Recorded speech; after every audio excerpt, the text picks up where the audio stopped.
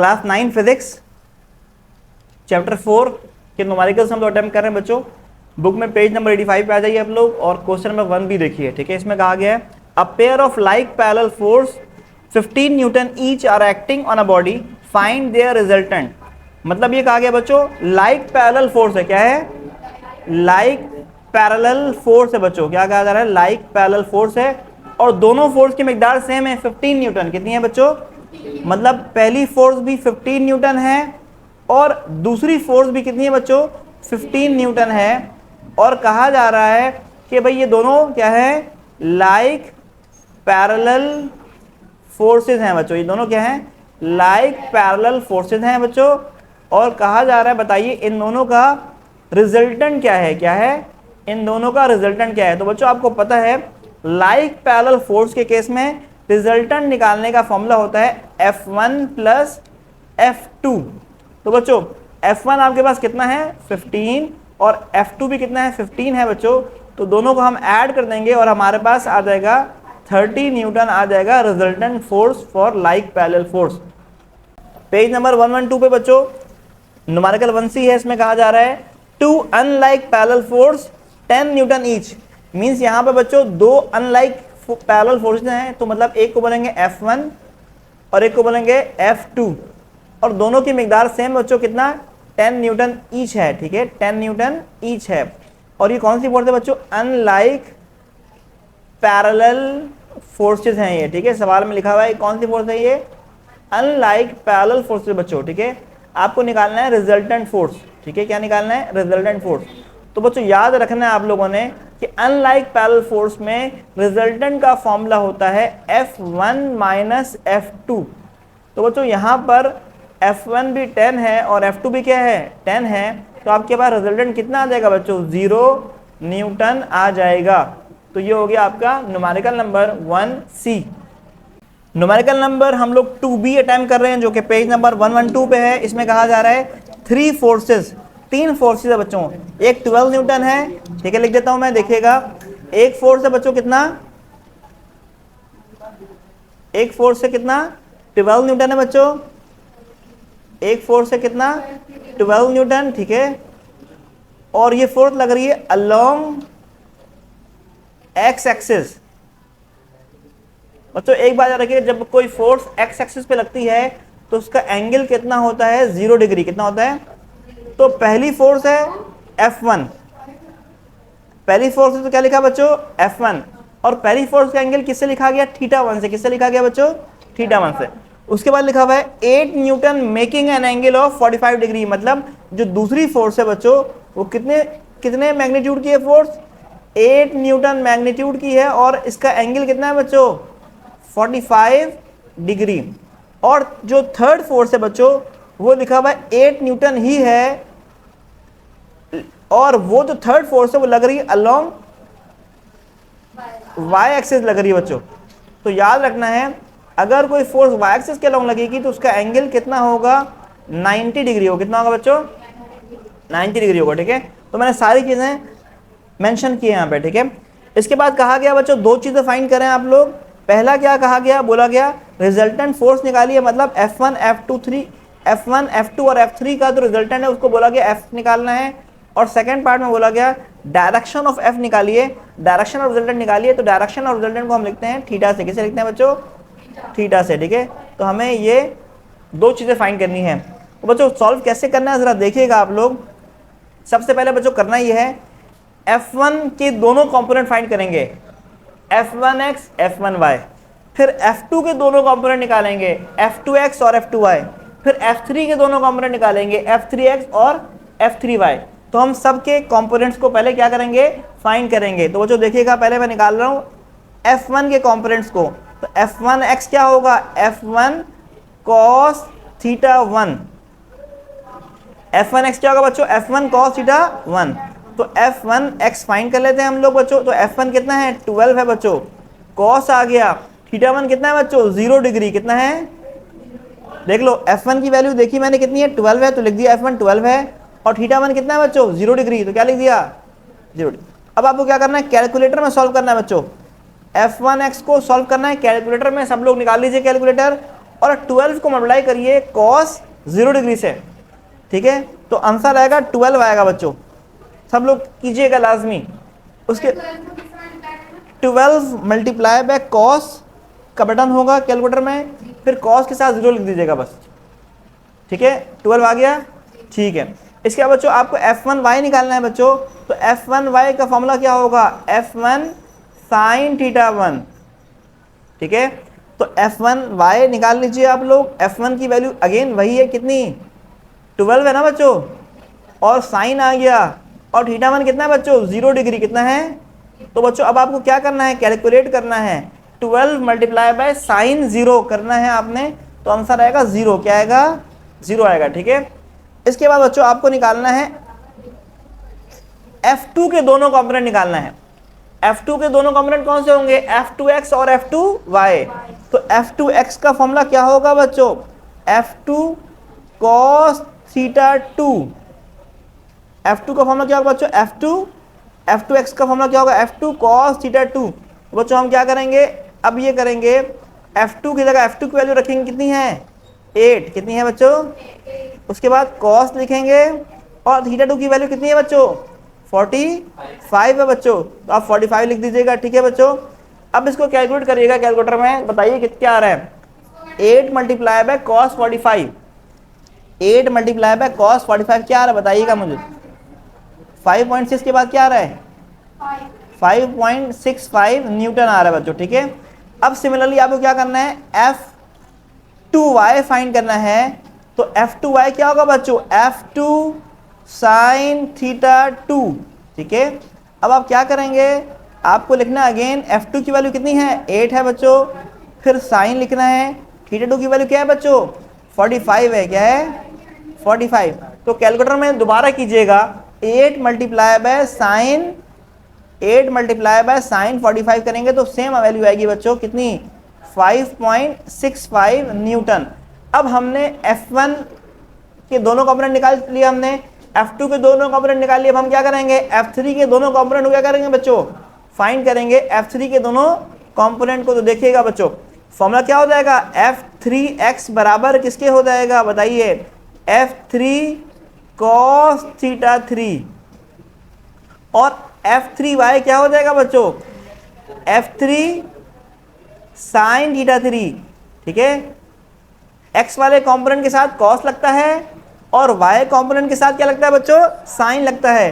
तो f3x find करना है बच्चों, तो आप क्या करेंगे, f3 की जगह f3 की वैल्यू रखेंगे, कितनी है बच्चों f3 की वैल्यू, 8, कितनी है, 8, और cos लिख दिया, फिर θ3 की वैल्यू क्या है बच्चों, लिखा हुआ है 90 है बच्चों।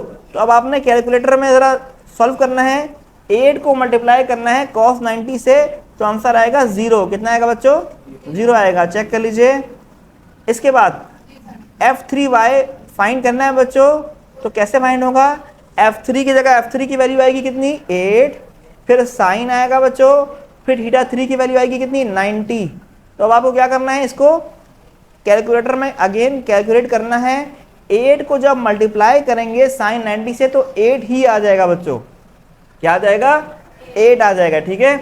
अब हम क्या करेंगे बच्चों, अब हमें फाइंड करना है fx और fy, क्या फाइंड करना है बच्चों, fx और fy। कैसे फाइंड होगा fx और fy बच्चों, fx फाइंड होगा f1x, f2x और f3x को ऐड करके, और fy कैसे फाइंड होगा बच्चों, f1y, f2y और f3y को ऐड करवा के। अब हम क्या करेंगे, फाइंड करेंगे, पहले fx फाइंड करेंगे बच्चों, देखिएगा आप लोग, हम फाइंड करेंगे fx जो कि बराबर होगा किसके, f1x plus f2x plus f3x, और सिमिलरली हम फाइंड करेंगे fy, कैसे फाइंड होगा, f1y plus f2y plus f3y, ठीक है बच्चों।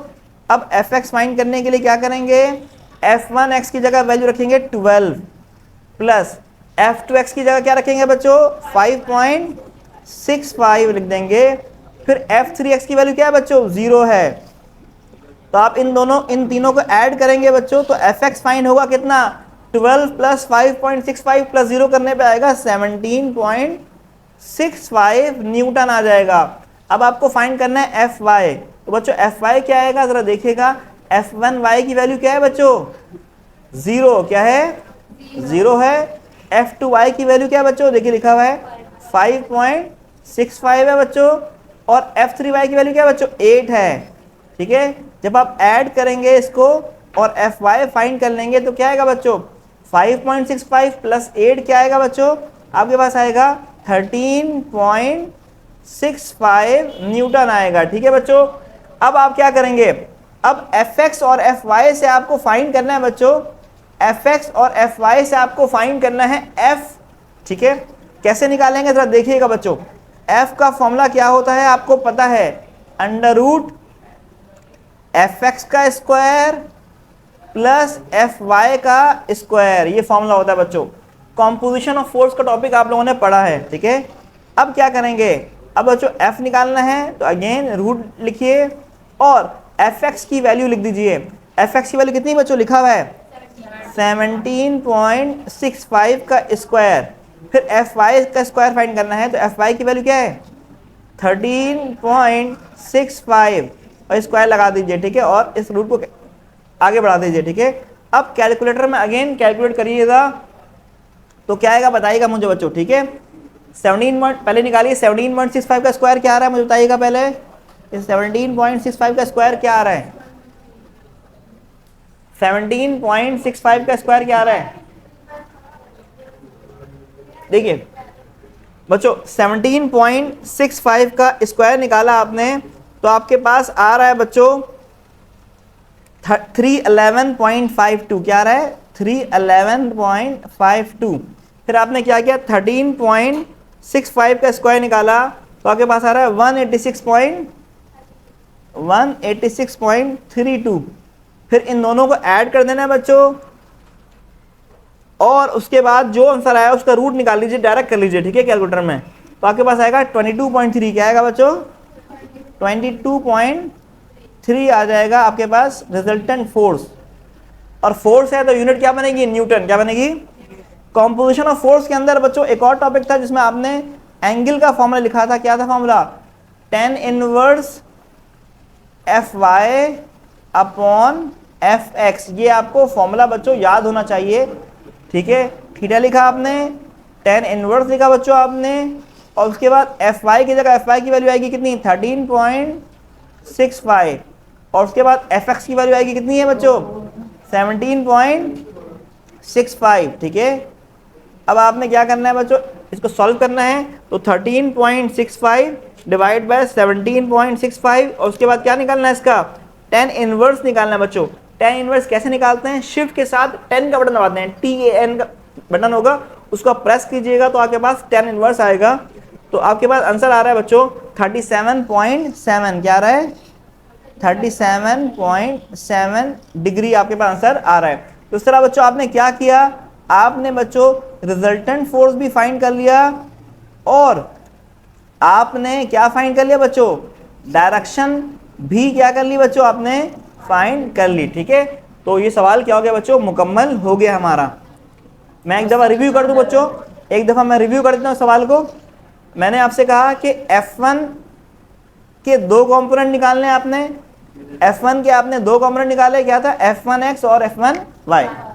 फिर F2 के दो कंपोनेंट निकाले, F2x और फिर F3 के दो कंपोनेंट निकाले, F3x और F3y। फिर क्या किया F1x, F2x और F3x को ऐड किया और Fx निकाला। सिमिलरली F1y, F2y और F3y को ऐड किया, क्या निकाला Fy निकाला। फिर Fx और Fy पता चल चुका था बच्चों, तो इस फॉर्मूले में कॉम्पोजिशन ऑफ फोर्स के फॉर्मूले में पुट किया आपने और यहाँ से क्या निकाला F निकाला।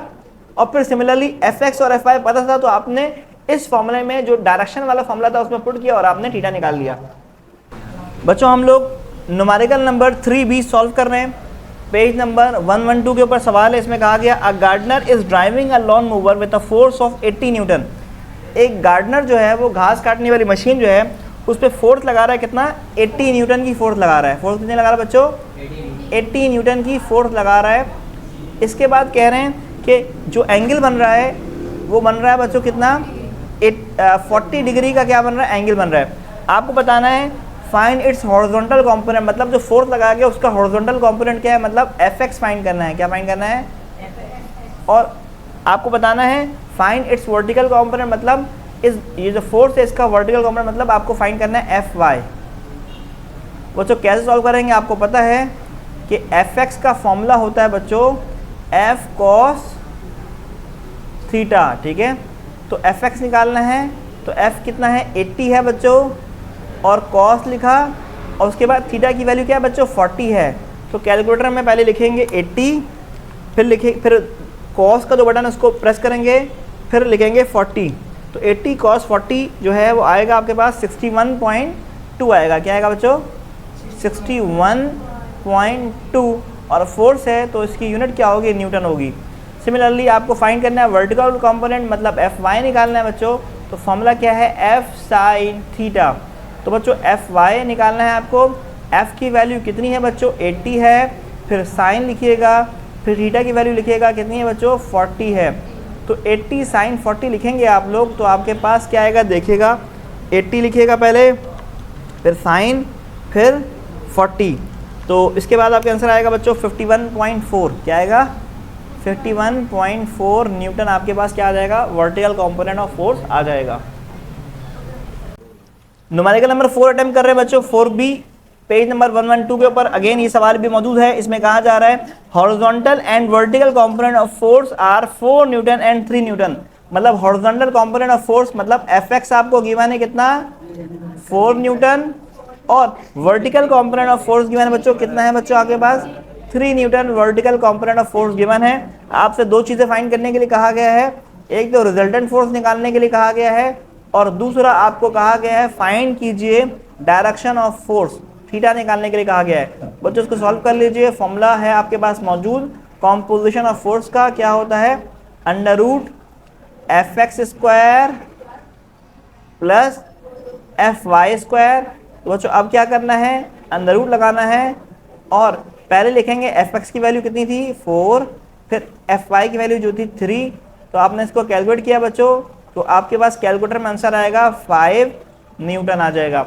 सिमिलरली थीटा निकालना है बच्चों, तो फॉर्मूला है थीटा निकालने का tan inverse Fy upon Fx। तो कैलकुलेटर में अगेन वैल्यू पहले पुट कर लीजिए यहाँ पर, उसके बाद कैलकुलेटर में कैलकुलेट कीजिएगा। Fy कितना है बच्चों? 3 है। Fx कितना है बच्चों? 4 है। तो कैलकुलेटर में कैसे करना है बच्चों? पहले 3 को डिवाइड कीजिए किससे? 4 से, फिर जो आंसर आएगा उसको tan इनवर्स फाइंड कीजिएगा। तो शिफ्ट और 10 दबाइएगा तो tan इनवर्स बन जाएगा, फिर 0.75 लिखिएगा, उसके बाद आंसर आएगा बच्चों 36.86 आंसर आ जाएगा आपके पास थीटा। 36.86 आपके पास क्या आ जाएगा? थीटा आ जाएगा।